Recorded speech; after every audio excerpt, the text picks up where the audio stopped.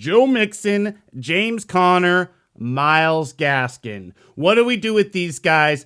Week 6 running back start sits up next.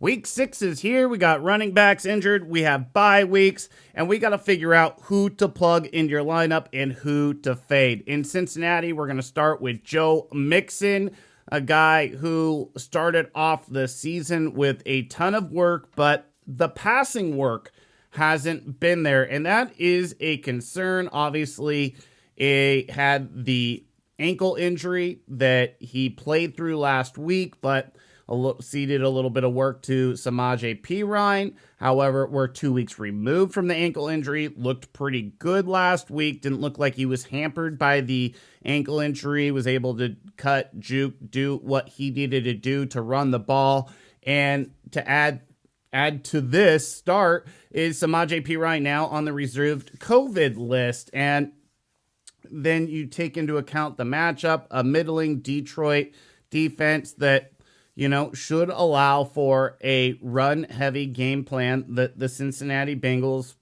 look like they want to run this season. Now, they had a couple matchups the last couple weeks. Obviously Jacksonville put them behind. They kind of had to abandon the running attack. And last week they play the Green Bay Packers, more of an aerial attack for the game plan. But now we're with Detroit.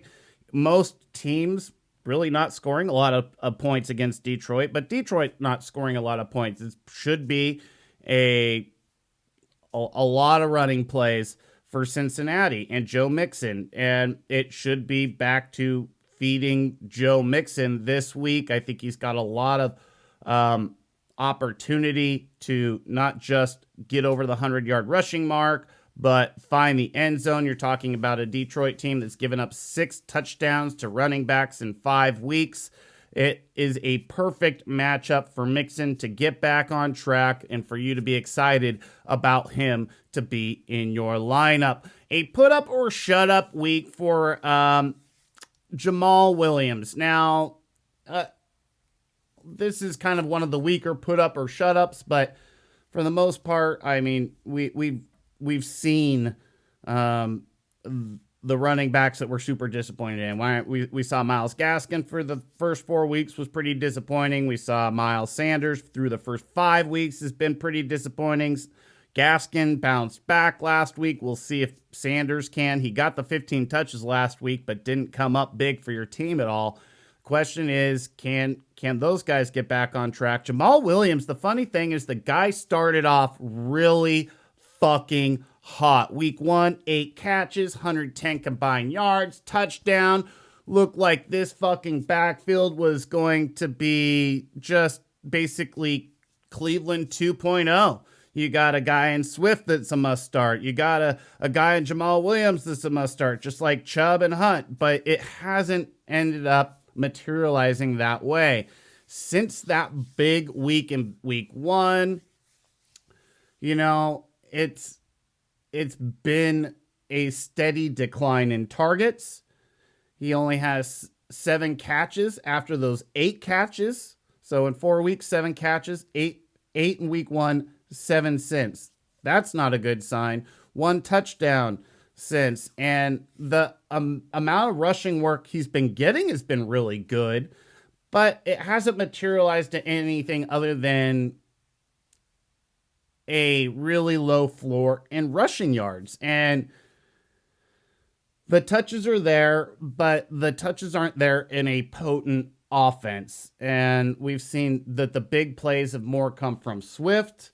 They are actually starting to get the wide receivers more involved. Obviously, they want Hawkinson to be a big part of this offense. And there's only so many pieces that can be fantasy viable in a Detroit offense that is pathetic. And they find ways every week to be in games. That's the one thing I will give Detroit. They're finding ways every week to be in games. They're not coming through with the wins, but they're playing all the way through to the final minutes. And it's just to me, it's like, it's not a bad setup for Jamaal Williams to succeed. It's a perfect setup for him to succeed. And if he can't get it done, against Cincinnati, who's giving up passing plays to running backs, who is vulnerable against the run, then to me, he's a guy that I'm really starting to think as a guy to relegating towards the pine, putting in timeout, and thinking about what other pieces do I have to put in my lineup other than Jamaal Williams. Started off really flashy, but he's fizzled quite a bit. That stock has fallen, and it's at red alert at this point. To me, put up or shut up for Jamaal Williams in week 6. Got some running backs in a position to succeed. Now, this one is tough because Myles Gaskin is in a position to succeed in week 6. The question is the trust there? That's the question. Because honestly, going up against Jacksonville, they are a middling defense. You can run against them. You can pass against them.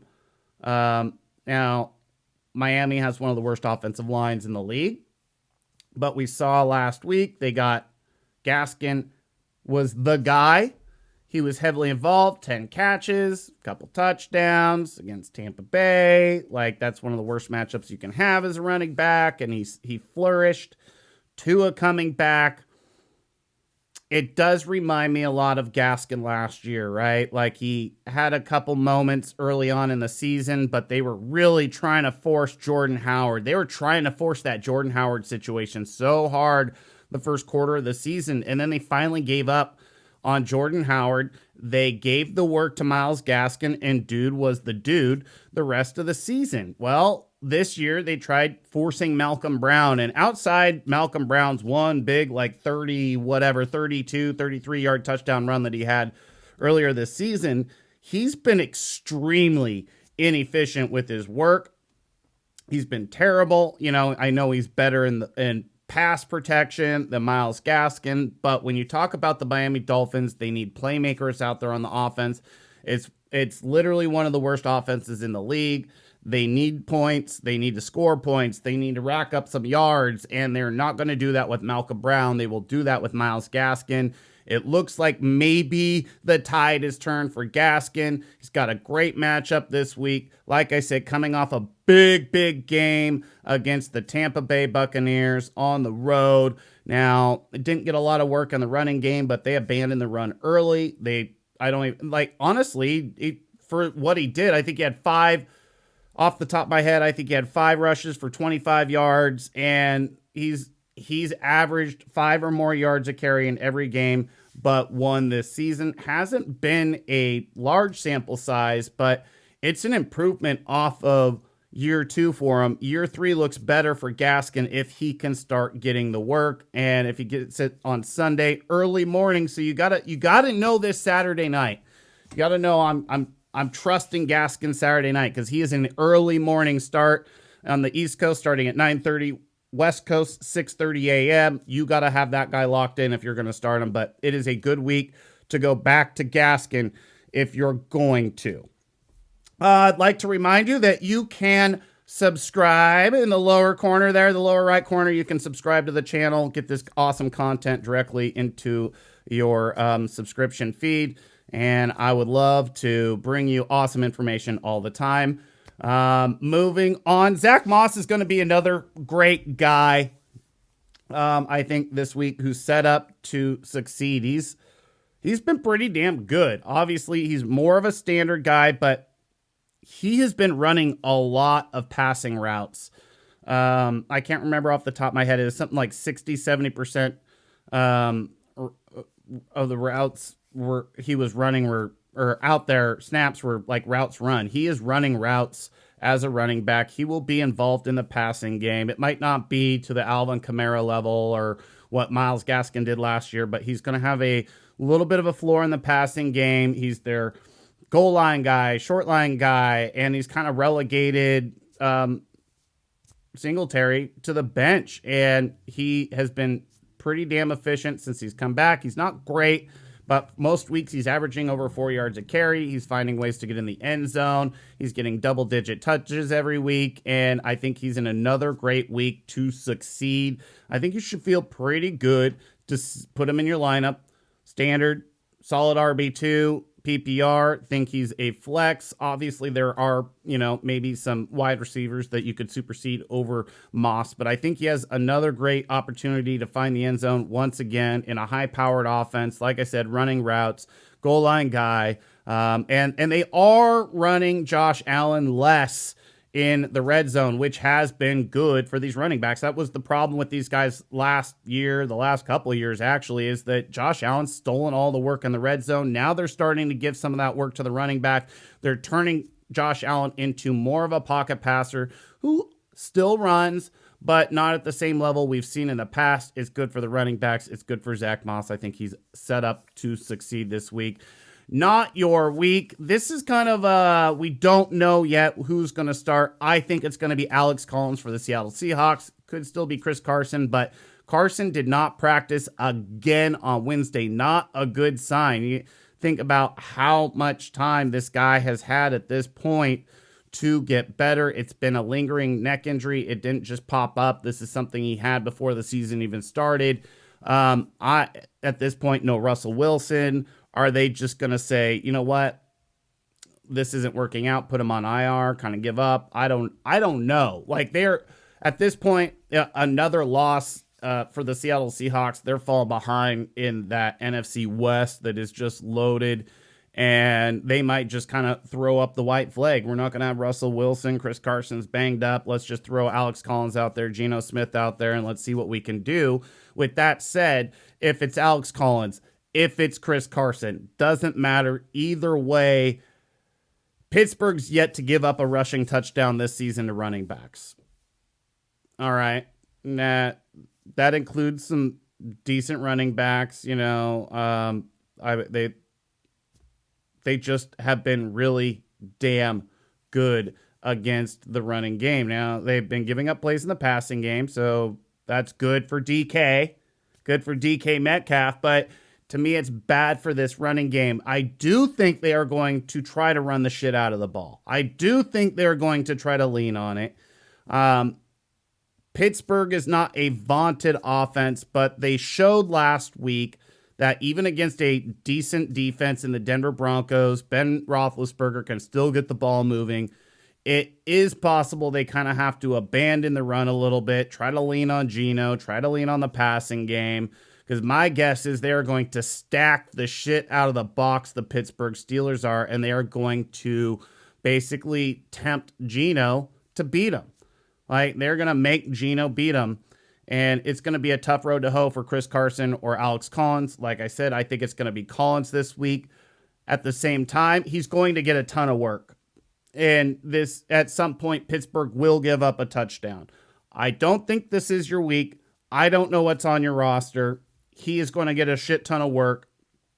I'm not saying that he's an automatic sit, but he's somebody, if good matchup, good opportunity, looks like, good opportunity to get in the end zone, then I'm definitely going to sit Alex Collins or Carson for another player. I am probably going to actively look for somebody to sit Alex Collins or Chris Carson. And we are going to beware. This is another kind of slash. Damien Harris or Rhamadre Stevenson. I don't know which one's going to go. It sounds like Harris is going to be okay. Got knocked out of week 5 against Houston. Rhamadre Stevenson was not that impressive in relief. At the same time, Harris has already lost 2 fumbles. He should have probably lost 3 on the season. We know what Bill Belichick thinks of that. So to me, guy on a short leash. We think about a guy, Rhamadre Stevenson. He fumbled the ball on his second touch as an NFL pro. He didn't see the fucking field until last week. And then he ran, the ball 10 times for like 23 yards. Just terrible efficiency. Why? Well, you think about that New England offensive line was missing 4 starters last week against Houston. I'm not exactly sure if any of them are coming back. I haven't checked on the health of the offensive line yet, but that is a big concern when you consider I doubt that they're going to get all 4 back. So the offensive line health issues. You have Damien Harris health issues. You have Damien Harris fumble issues. You have Rhamadre Stevenson fumble issues. We have Rhamadre Stevenson efficiency issues. And no running back has rushed for more than 100 yards on Dallas. They've only given up 1 touchdown to running backs. To me, easy fade. You're looking somewhere else. If you picked up Rhamadre Stevenson, that he is to me, a stash play.